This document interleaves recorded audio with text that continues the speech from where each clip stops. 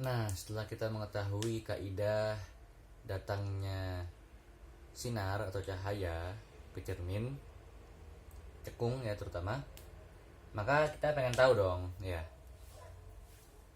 di mana letak bayangan setelah cahaya tersebut mantul ke cermin dan bagaimana sifat bayangan tersebut. Maka di buku ya bisa dibuka di halaman, kalau di buku halaman 30 ya. Jadi disesuaikan yang ada empat bagan ini. Nah, yang ini. Itu silakan dibuka. Nah, jadi bayangan yang terbentuk dari cermin cekung ini ada empat sifat dan juga empat tempat yang berbeda. Nah, yang pertama, jadi bayangan sebuah benda itu ditentukan oleh tempat benda itu berada. Maka neologism ya, tempat benda itu ada, itu yang menentukan nanti di mana bayangan itu akan terjadi dan sifatnya bagaimana itu akan ditentukan dari letak benda tersebut. Nah, di sini ada gambar ya. Jadi yang ba itu, yang titik yang ini, titik itu dinamakan sebagai titik fokus. Sedangkan yang mim adalah titik pusat. Nah, lebih mudahnya daerah setelah bak ke depan ini, dari titik fokus ke depan sampai ke cermin itu disebut ruang 1. Gampang ya, R1 ruang 1. Terus ruang antara titik fokus dan titik pusat itu dinamakan ruang 2, biar gampang. Nah, dari titik pusat ke belakang sana jauh sampai jarak yang tidak ditentukan itu disebut ruang 3. Jadi ini ada 3 ruang sini, ruang depan, tengah dan ruang belakang. Nah, yang pertama, kalau benda itu ada di ruang 3, artinya dia ada di setelah titik pusat ke belakang sana. Nah, ini benda. Nah, ini jisim. Nah, maka tadi sesuai kaidah pemantulan cahaya, dia datangnya lurus ya, sejajar. Maka sinar pantulnya akan melewati titik fokus. Nah, di sini. Itu tadi kan kaidah yang pertama. Nah, terus juga kaidah yang kedua ya. Ketika dia nggak ke titik fokus, nah maka cahaya akan kembali ya, jadi sinar pantulnya akan searah dengan sinar datangnya. Nah, terus di mana bayangannya? Jadi bayangan itu terbentuk dari pertemuan antar sinar. Jadi sinar jalan yang pertama ketemu di sini lewat sejajar, terus lewat titik fokus kan. Terus yang sinar yang kedua itu nggak lewat titik fokus, jadi dia balik kembali. Nah, maka akan ada titik pertemuan. Nah, titik pertemuan itulah tempat terjadinya sebuah bayangan gitu ya. Dan bayangan yang akan dihasilkan sifatnya adalah nyata, terbalik dan diperkecil.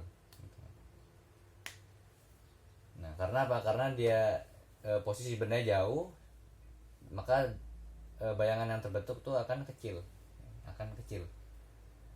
Nah, terus yang kedua, tadi yang pertama, kalau benda itu ada di ruang ketiga setelah titik fokus, titik pusat, maaf.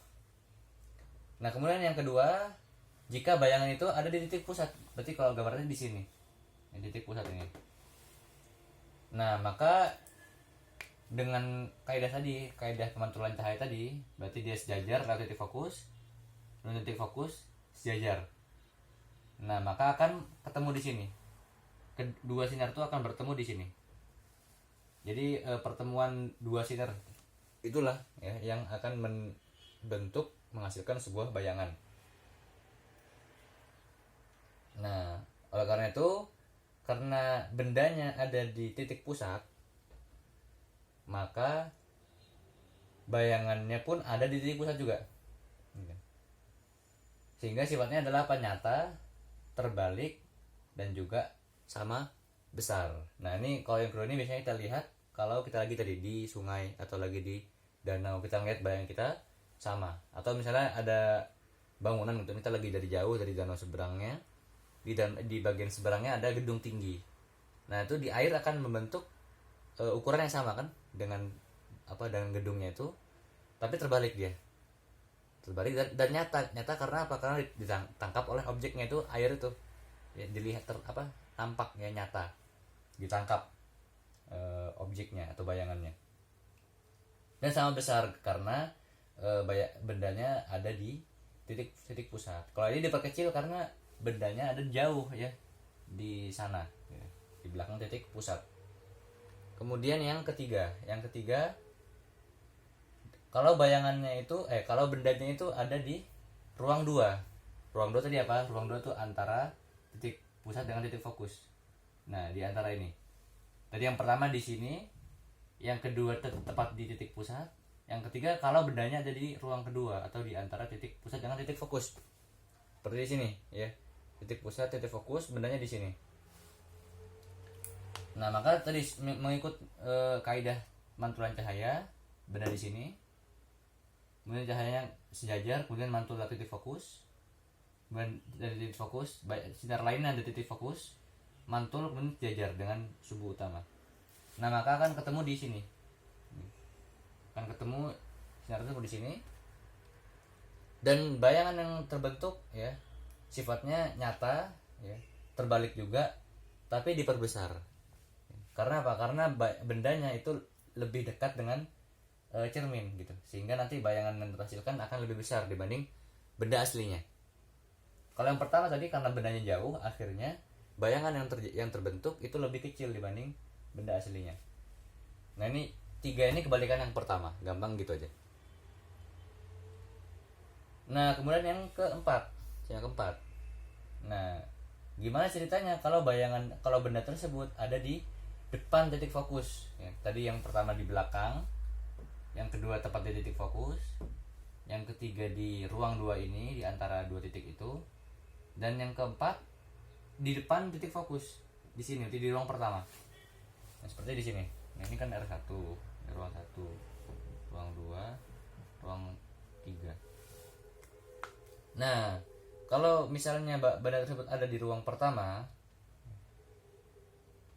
maka ya, sebagaimana tadi kaidah pemantulan cahaya, dia akan sejajar dan titik fokus. Nah kemudian dia akan memantul belakang gitu. Nah lalu akan mantul lagi ke sini, begitu ya. Oh enggak, maaf. Jadi 2 cahaya tadi ya, yang sejajar dengan titik fokus dan yang langsung ke mana, ke cermin, maka dia akan akan kembali, akan mantul ke arah datangnya cahaya. Nah dari 2 ini gitu kan, bertemunya kapan? Bertemu di mana? Bertemu nggak di sini karena nggak bisa bertemu kan, nggak bisa bertemu di daerah sini, maka dia bertemunya di belakang di belakang cermin.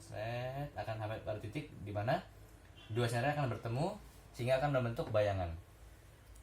Nah sehingga bayangan yang terjadi adalah bayangan maya tadi, dia nggak nyata karena tadi bayangan maya itu seakan-akan benda tersebut atau bayangan tersebut atau pantulan sinar tersebut itu ada di balik cerminnya, di dalam cerminnya. Nah itu maya, kemudian tegak ya, nggak kebalik karena dia satu arah gitu kan. Kalau ini kan kebalik karena di bawah sumbu utama, di bawahnya. Kalau ini di atas maka tegak dan diperbesar gitu karena dia dekat dengan cermin, maka hasilnya akan besar. Kayak ini yang ketiga kan, dia lebih dekat ke cermin, maka hasilnya akan diperbesar. Nah kurang lebih itu pembahasan pembentukan bayangan pada cermin cekung. Wallahu a'lam bishawab. Insyaallah kita lanjutkan di bab berikutnya.